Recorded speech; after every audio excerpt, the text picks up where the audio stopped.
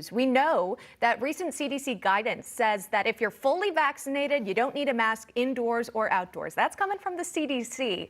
But in Congress, that's not necessarily the case. In fact, you tweeted this out saying that Speaker Pelosi had fined you for $500 for, get this, following CDC guidance.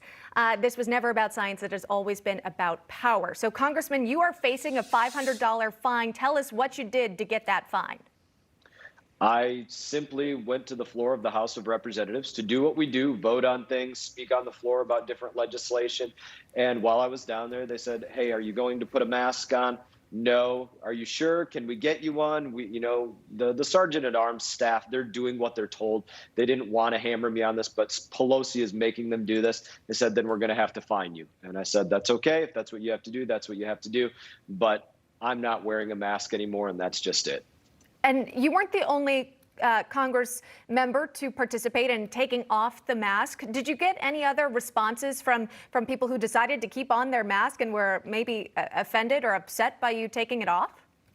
Yeah, there was one or two members on the Democrat side that they kind of yelled at us, oh, you guys should be ashamed of yourself. And they wanted to get in our face for taking our masks off. But they didn't really want to have a real discussion about it because the facts really weren't on their side. The CDC said if you're vaccinated, go ahead and take off your masks. But this goes to something way larger than that. You see around the country right now, different states, different policies, but where the state agencies and city and council agencies are saying, you have to get vaccinated or you can't be employed here. You have to share your personal health information and tell us whether you have been or not, or you can't be employed here. Your kids, not knowing what the long-term effects are of this vaccination, we're going to make your kids get vaccinated or they can't go to school here.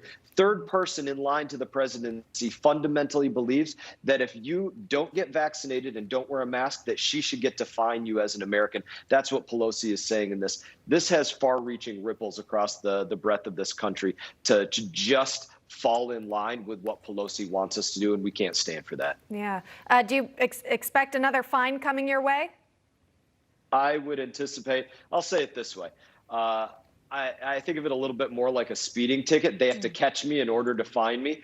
And my goal is not to sit there and just be fined on the floor of the House of Representatives. I'll go out there, I'll vote, I'll move on, and I'll go somewhere else. But I'm not going to wear a mask when the CDC said you don't have to wear one. And it's ridiculous that they have any other expectation but this. All right. Congressman Brian Mast of Florida joining us here live on National Report without his mask. Thanks, Congressman. We appreciate it. Good to talk to you.